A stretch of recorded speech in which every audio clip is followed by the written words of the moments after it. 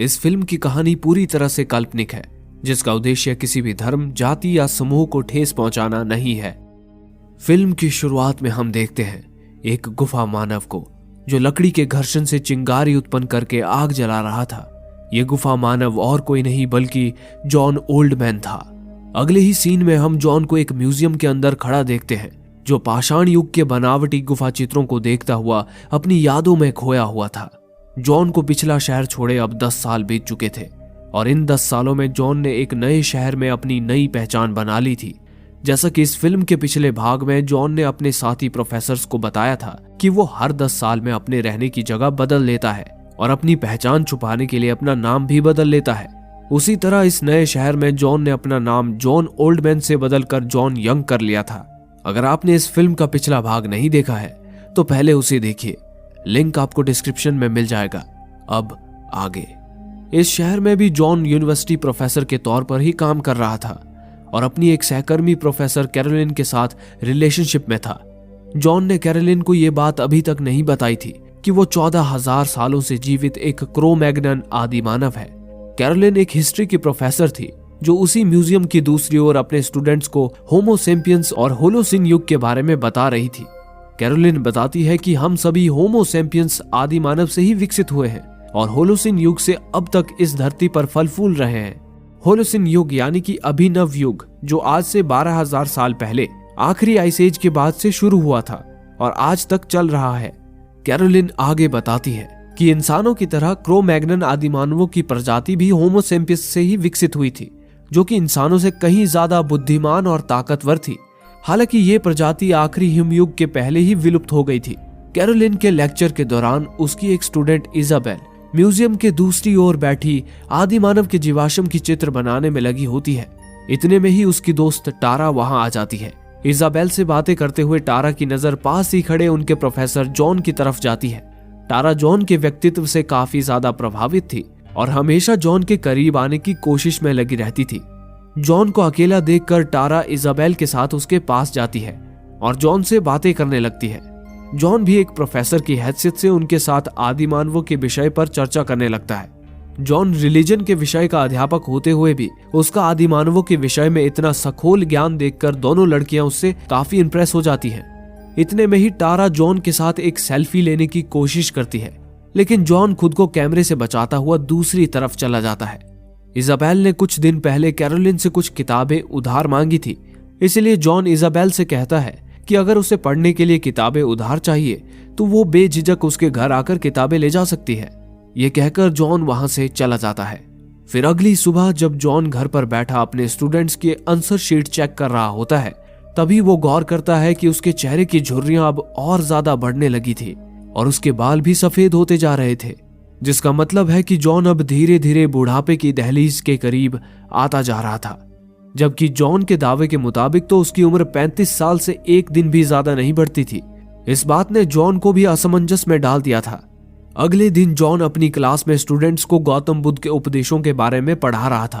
तभी उसका एक स्टूडेंट लीको जॉन से सवाल करता है कि क्या गौतम बुद्ध कोई पाखंडी थे।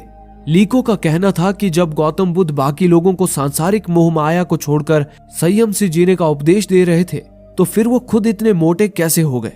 दरअसल लीको के मन में ये विचार चीन देश में प्रचलित लाफिंग बुद्धा की स्टैच्यू को देखकर आया था। इसे सुनकर वहीं बैठी इजाबेल लीको की गलत फहमी को दूर करती हुई कहती है कि लीको चीन के जिस बुद्ध की बात कर रहा है वास्तव में वो असली बुद्ध है ही नहीं, क्योंकि सिद्धार्थ गौतम बुद्ध तो एक भारतीय थे जिनका जन्म नेपाल में हुआ था। दरअसल हुआ यूं था कि एक बार चीन से होटेई नाम का सन्यासी भारत आया था। भारत में उसने बुद्ध धर्म को अपना लिया, फिर वापस अपने देश लौटकर बुद्ध धर्म का प्रचार करने लगा। चीन के अन्य सन्यासी भी बुद्ध के विचारों से काफी ज्यादा प्रभावित हो गए और उन्होंने बुद्ध के विचारों को अपना लिया और वे सभी होटेई को ही गौतम बुद्ध का रूप मानने लगे। होटेई बहुत मोटे और हंसमुख मिजाज के व्यक्ति थे और चीन में बने वे सारे लाफिंग बुद्धा के स्टैच्यू दरअसल होटेई सन्यासी के ही हैं, जबकि वास्तव में तो गौतम बुद्ध एक पतले शरीर के साधारण इंसान थे। जॉन की इस बात पर सवाल उठाते हुए टारा कहती है कि गौतम बुद्ध कोई साधारण इंसान नहीं बल्कि वो तो भगवान थे। इस पर जॉन कहता है कि गौतम बुद्ध ने कभी भगवान होने का दावा नहीं किया था, वो तो सिर्फ एक इंसान थे जिन्होंने मानवीय अवस्था को बहुत ही गहराई और जटिलता से समझकर ज्ञान प्राप्त किया था। ये सुनकर टारा कहती है, बिल्कुल जीसस की तरह। इस बात पर पीछे बैठा फिलिप, जो क्रिश्चियन धर्म का अनुयायी था, आपत्ति जताता है। फिलिप कहता है कि जीसस कोई साधारण इंसान नहीं थे, वो सचमुच में ईश्वर के बेटे थे। और जैसा कि हम सभी जानते हैं कि जीसस मरकर भी पुनर्जीवित हो गए थे, इस बात से यह साबित हो जाता है कि जीसस भी ईश्वर ही थे। तभी जॉन फिलिप की इस धारणा पर सवाल उठाते हुए कहता है, जिन बातों को सबूत के आधार पर सिद्ध नहीं किया जा सकता, उन बातों को हम तथ्य नहीं मान सकते। और ईश्वर तो किसी भी सबूत या तर्क से परे है। हालांकि तुम ईश्वर या जीसस पर विश्वास रख सकते हो, पर केवल आस्था के रूप में। इसी सीख के साथ जॉन अपना लेक्चर खत्म कर देता है।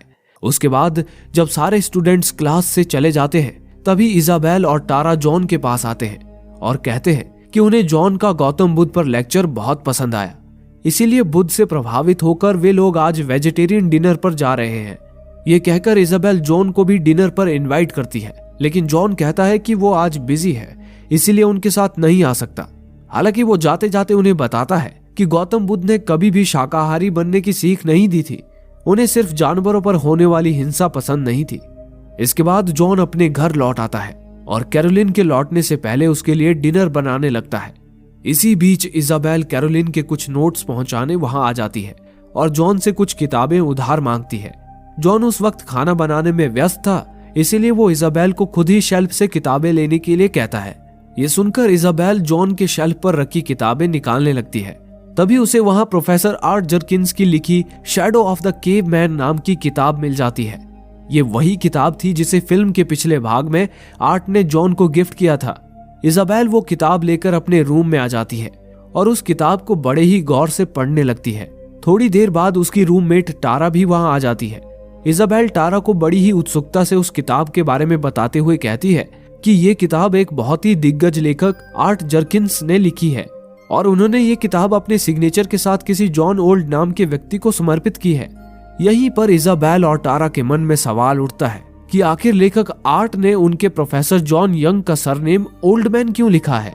इसका जवाब जानने के लिए वे लोग इंटरनेट पर आर्ट के बारे में रिसर्च करते हैं, जहां उन्हें आर्ट की लिखी एक और किताब मिलती है जिसका नाम था द लॉन्गेस्ट नाइट।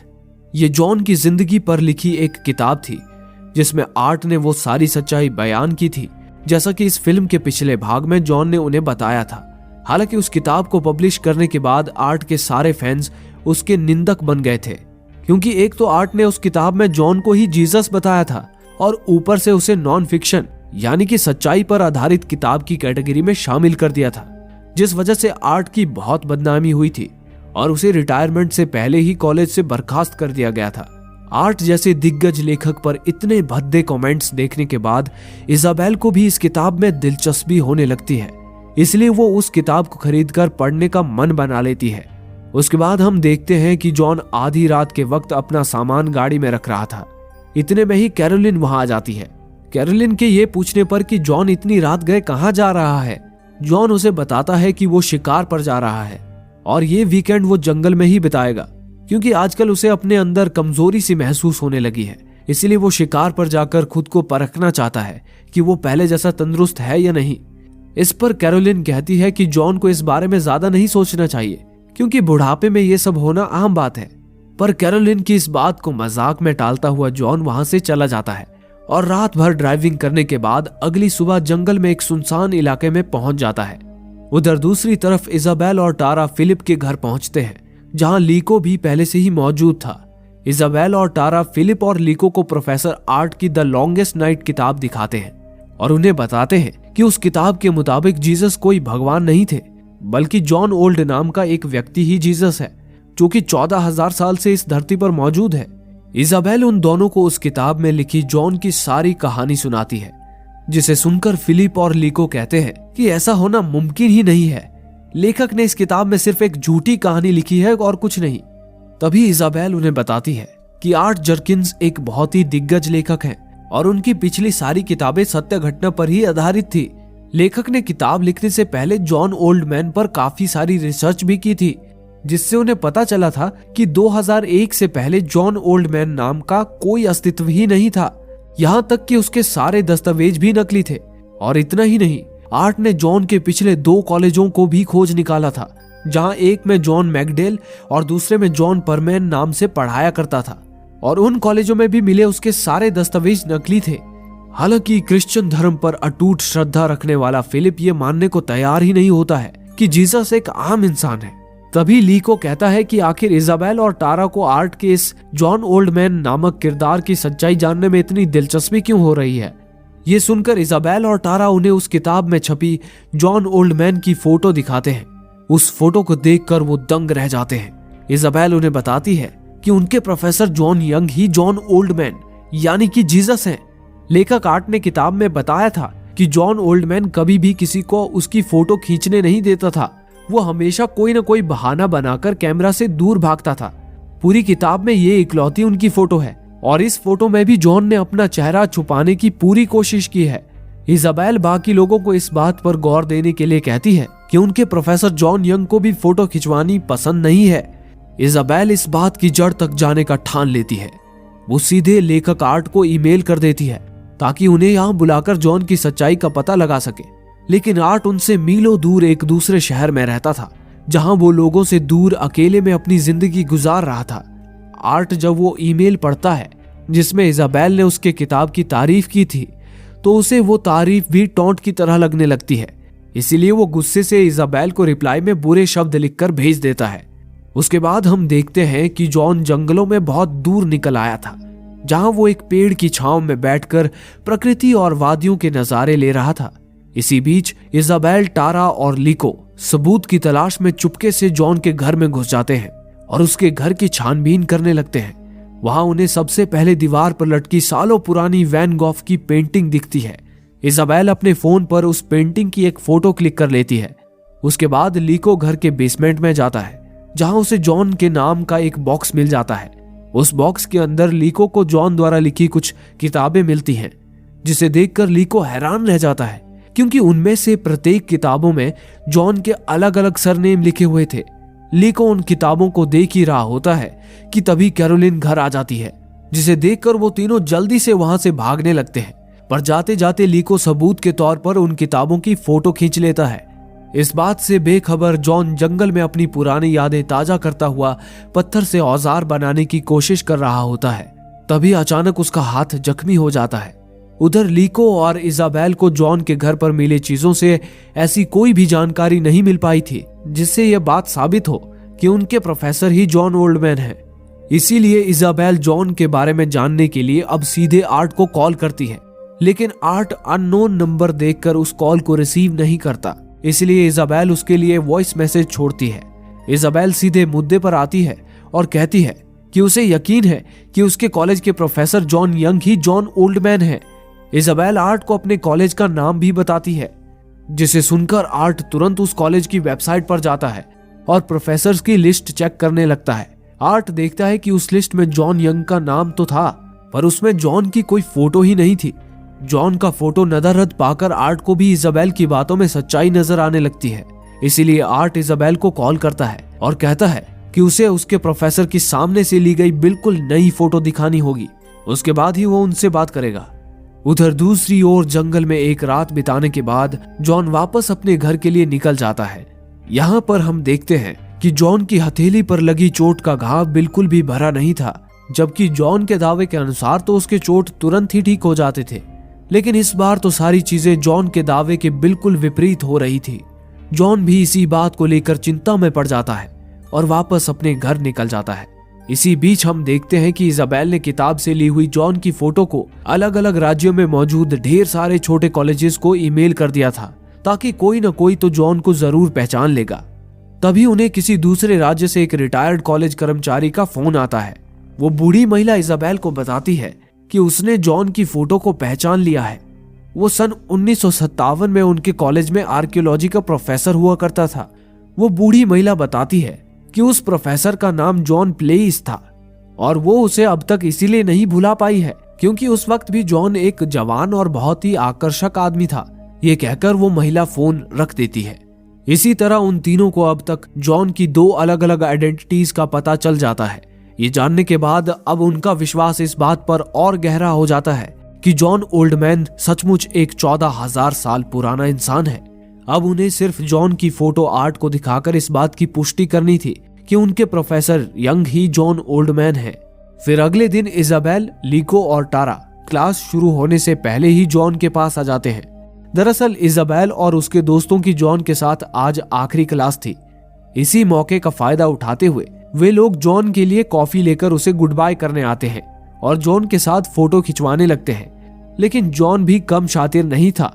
वो कभी कॉफी कप से अपने आधे चेहरे को कवर कर लेता था तो कभी वो कैमरे से ही अपना मुंह फेर लेता था, जिससे वे तीनों जॉन की क्लियर फोटो लेने में नाकामयाब हो जाते हैं। इसी के साथ क्लास शुरू हो जाती है और जॉन सभी को अपने मोबाइल फोन्स बंद करने के लिए कहता है। फिर क्लास खत्म होने के बाद वे चारों दोस्त जॉन को लेकर डिस्कशन करने लगते हैं। इजाबेल कहती है कि उसे सचमुच जॉन में कुछ अलग दिखता है। इतिहास में बहुत सी भविष्यवक्ता और दिव्य पुरुष व महिलाएं धरती पर मौजूद थे जो ईश्वर के संपर्क में थे। हो सकता है कि जॉन भी उनमें से ही एक हो। इजाबेल के मुताबिक अगर जॉन सचमुच 14,000 साल पुराना इंसान हुआ तो वो एक बहुत ही बुद्धिमान इंसान होगा और वे सब जॉन से इतिहास के बारे में बहुत सी जानकारियां हासिल कर पाएंगे। पर यह सुनकर फिलिप नाराज हो जाता है। वो डरता था कि अगर इजाबेल ने जॉन को जीसस साबित कर दिया तो फिलिप के साथ साथ पूरी दुनिया का जीसस और क्रिश्चियन धर्म पर से विश्वास ही उठ जाएगा। लेकिन इजाबेल और लिको अब भी अपने काम में डटे रहते हैं और रात होते ही जॉन की फोटो लेने चुपके से उसके घर चले जाते हैं। जॉन जब अपने घर पर सो रहा होता है तभी लिको खिड़की से उसकी फोटो खींच लेता है। फिर अगली सुबह इजाबेल आर्ट को जॉन की फोटो ईमेल कर देती है, जिसे देखकर आर्ट भी चकित रह जाता है। वो इजाबेल को ईमेल करता है कि वो उनके शहर आ रहा है। उसे जॉन से आमने सामने बात करनी है, उसके बाद ही वो सच्चाई का खुलासा कर पाएगा। हालांकि जॉन अभी जिस शहर में था वहां पहुंचने में आर्ट को 10 घंटे लगने वाले थे, इसलिए आर्ट तुरंत अपनी कार लेकर उस शहर के लिए रवाना हो जाता है। उधर जॉन अपने कॉलेज के ऑफिस में बैठा अपनी चोट पर पट्टी बांध रहा होता है। तभी टारा वहां आती है। टारा, जो जॉन को काफी पसंद करती थी, उसे अपनी खूबसूरती से उत्तेजित करने की भरपूर कोशिश करती है। हालांकि जॉन अपना संयम नहीं खोता और टारा को वहां से जाने के लिए कहता है। इसी गहमा गहमी में टारा इस बात का खुलासा कर देती है कि वो अब जॉन की सच्चाई जान चुकी है। ये सुनकर जॉन तुरंत टारा से दूर हट जाता है और शराफत से उसे बाहर जाने के लिए कहता है। अब टारा को भी अपने किए पर बहुत ज्यादा शर्मिंदगी महसूस होती है और वो रोती हुई वहां से चली जाती है। अब जब जॉन को पता चल गया था कि उसके स्टूडेंट्स उसकी सच्चाई जान चुके हैं तो वो उसी वक्त कॉलेज के डीन पार्कर के पास जाता है और उस कॉलेज से अपना इस्तीफा दे देता है। इसी बीच टारा रोते हुए इजाबेल के पास पहुंचती है और उसे अपनी सारी करतूत बताते हुए ये भी बताती है कि उसकी बातों से जॉन को शक हो गया है कि वे लोग उसकी सच्चाई जानते हैं। ये सुनकर इजाबेल चिंतित हो जाती है क्योंकि वो जानती थी कि अगर जॉन सब जान चुका है तो वो जरूर शहर छोड़कर चला जाएगा। इसीलिए वो तुरंत आर्ट को फोन लगाती है, जो कि अभी आधे रास्ते ही पहुंचा था। इजाबेल उसे हालात के बारे में बताते हुए जल्द से जल्द आने के लिए कहती है। उधर दूसरी तरफ जॉन कैरोलिन को भी बता देता है कि वो शहर छोड़कर जाने वाला है। ये सुनकर कैरोलिन को भारी सदमा पहुंचता है। हालांकि रिलेशनशिप में आने से पहले ही जॉन ने कैरोलिन को यह बता दिया था कि वो 10 साल से ज्यादा एक शहर में नहीं रह पाएगा। लेकिन उस वक्त कैरोलिन ने उसकी इस बात को गंभीरता से नहीं लिया था। उसे लगा था कि समय के साथ जॉन उसके साथ ही सेटल हो जाएगा। वो जॉन को काफी समझाने की कोशिश करती है, लेकिन जॉन नहीं मानता। वो जॉन से जाने की वजह पूछती है, लेकिन जॉन उसे वजह भी नहीं बता सकता था। ये देख कैरोलिन दुखी होकर घर से निकल जाती है। फिर उसी रात जॉन अपनी सारी आइडेंटिटी और फोटोज मिटाकर शहर छोड़ने के लिए अपना सामान गाड़ी में रख रहा होता है। उसी वक्त इजाबेल, टारा, लिको और फिलिप वहां पहुंच जाते हैं। दरअसल इजाबेल और उसके दोस्त आर्ट के यहाँ पहुंचने तक जॉन को रोक कर रखना चाहते थे, इसीलिए वो जॉन से अनुरोध करते हैं कि जॉन एक रात और रुककर उनके साथ डिनर करे। वो बस जॉन से थोड़ी बातें करना चाहते हैं, पर जॉन रुकने से मना कर देता है। तभी लिको सीधे मुद्दे पर आता है और जॉन को आर्ट की उस पर लिखी वो किताब दिखाते हुए कहता है कि वे लोग अब जॉन की असलियत जान चुके हैं और उन्हें सिर्फ जॉन से इतिहास की सच्चाई जाननी है। इस पर जॉन मुस्कुराकर कहता है कि ये किताब बस एक काल्पनिक कहानी पर आधारित है, इसमें कोई सच्चाई नहीं है। वैसे तो जॉन इस बात पर सहमति जताता है कि वो आर्ट को जानता था, पर वो कहता है कि उस रात उसने अपने बारे में आर्ट और बाकी प्रोफेसर को जो भी बताया था वो सब एक गेम का हिस्सा था। हालांकि उस गेम ने सभी को भावुक कर दिया था, लेकिन बाद में उसने अपनी गलती के लिए माफी भी मांगी थी। जॉन आगे कहता है कि उसे यकीन नहीं था कि आर्ट उसकी झूठी कहानी पर यकीन करके ये किताब भी लिख सकता है, क्योंकि उस रात आर्ट ही जॉन की कहानी से बहुत ज्यादा गुस्सा हुआ था। जॉन की ये बात सुनकर इजाबेल उसे आश्वासन देते हुए कहती है कि उन्हें पता है जॉन ही जीसस है और वे लोग ये सच्चाई किसी को नहीं बताएंगे, क्योंकि वे जॉन की बहुत इज्जत करते हैं और वे सभी जॉन को ईश्वर से मिले उपदेशों को दुनिया भर तक पहुंचाने में उसकी मदद करना चाहते हैं। ये सुनकर जॉन कहता है कि वो तो क्रिश्चियन धर्म को ही नहीं मानता, तो भला वो जीसस कैसे हो सकता है।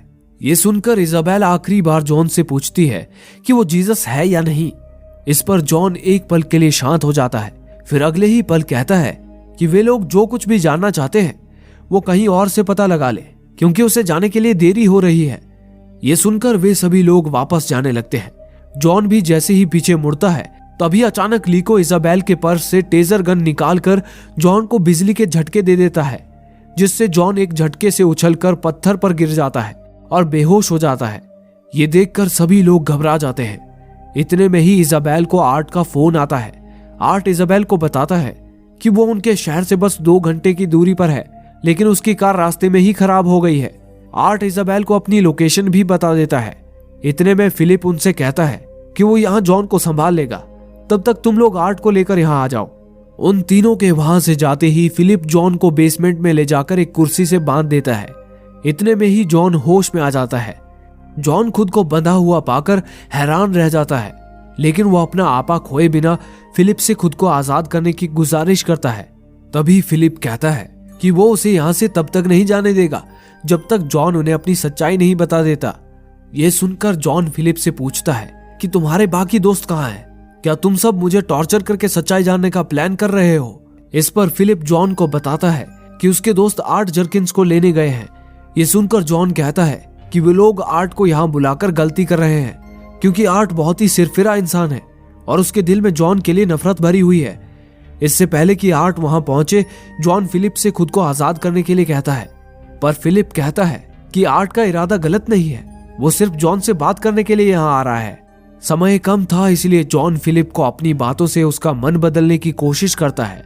जॉन फिलिप से कहता है कि वो उसे जीसस के बारे में सब कुछ बताएगा, लेकिन उससे पहले उसे जॉन को ये बताना होगा कि उसे ईश्वर पर इतनी आस्था क्यों है।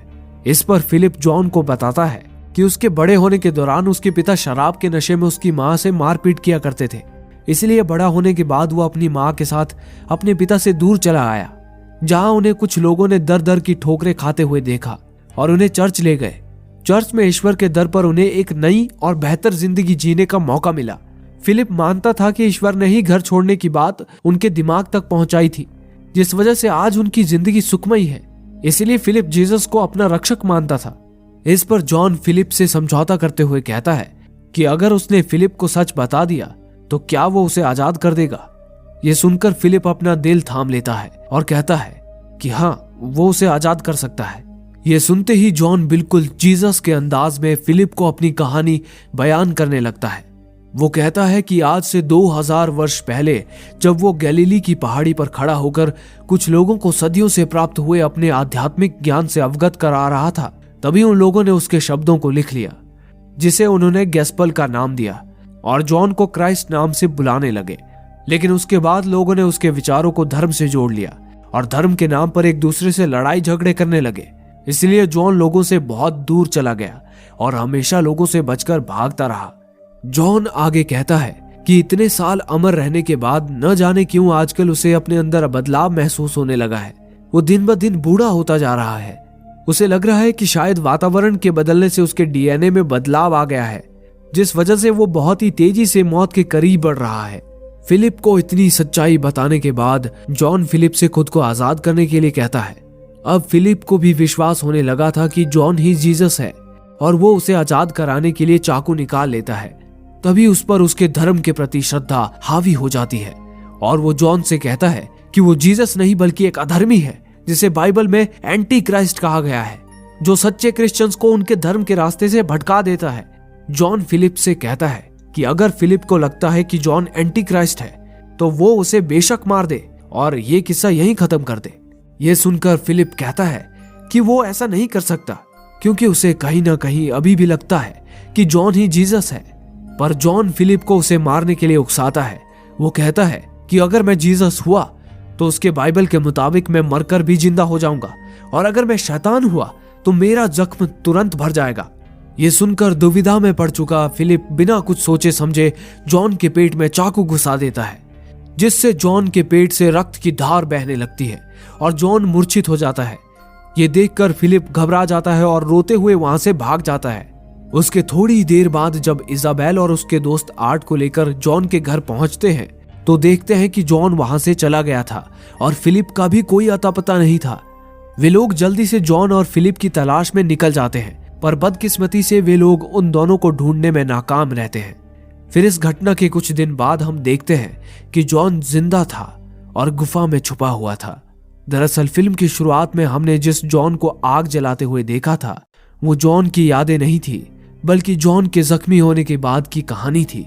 जख्मी होने के बाद जॉन यहाँ भाग आया था और तब से वो यहीं छुपा हुआ आदि मानव की तरह जीवन बिता रहा था। जॉन ने अपने दोस्त प्रोफेसर हैरी को चिट्ठी लिखकर कुछ सामान के साथ यहाँ बुलवाया था। वहां पहुंचकर हैरी जब बूढ़े जॉन को देखता है तो उसे भी बड़ा आश्चर्य होता है, क्योंकि पिछले भाग में जॉन ने हैरी के आगे अपने बारे में जो दावे पेश किए थे, इस वक्त वो उससे बिल्कुल विपरीत स्थिति में था। यहाँ तक कि उसके घाव भी अभी तक नहीं भरे थे। हैरी जब जॉन से इस बारे में सवाल करता है तो जॉन कहता है कि इस वक्त तो वो भी नहीं जानता कि उसकी जिंदगी में अचानक ये बदलाव क्यों आने लगे हैं, पर वो जल्द ही इस बात का पता लगा लेगा। ये कहकर जॉन हैरी के साथ वहां से जाने लगता है। चलते चलते जॉन हैरी से कहता है कि उसने अपने लिए एक नाम ढूंढ लिया है, होलोसिन मैन। ये सुनकर हैरी कहता है कि तुम तो होलोसिन युग से भी पहले के हो, तुम पर यह नाम नहीं जचता। तो जॉन कहता है कि उसने बेशक आइस एज देखा है और होलोसिन युग की शुरुआत होते हुए भी देखी है, लेकिन न जाने क्यों अब वो अंत के करीब आता जा रहा है। इस पर हैरी अपनी राय देते हुए कहता है कि वैज्ञानिकों के मुताबिक अब होलोसिन युग का अंत हो चुका है और एंथ्रोपोसिन युग की शुरुआत हो चुकी है।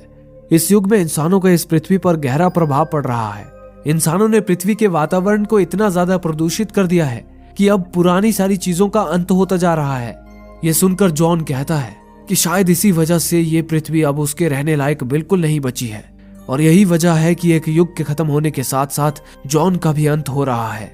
ये सुनकर हैरी थोड़ा भावुक हो जाता है। तभी जॉन हैरी को आश्वासन देते हुए कहता है कि एक न एक दिन इस दुनिया में हर किसी का अंत हो ही जाता है, यहाँ पर कोई अमर नहीं है।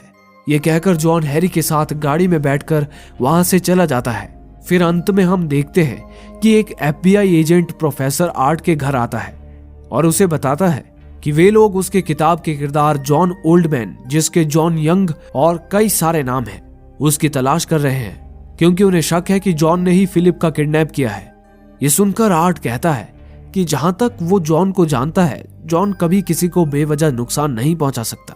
उसके बाद वो एजेंट ये दावा करता है कि जॉन के ही हुलिया का एक आदमी जो बहुत समय पहले मर चुका था, उसे कई सारे लोगों ने अलग अलग टाइम पीरियड में बहुत से हिंसक अपराध करते हुए देखा है।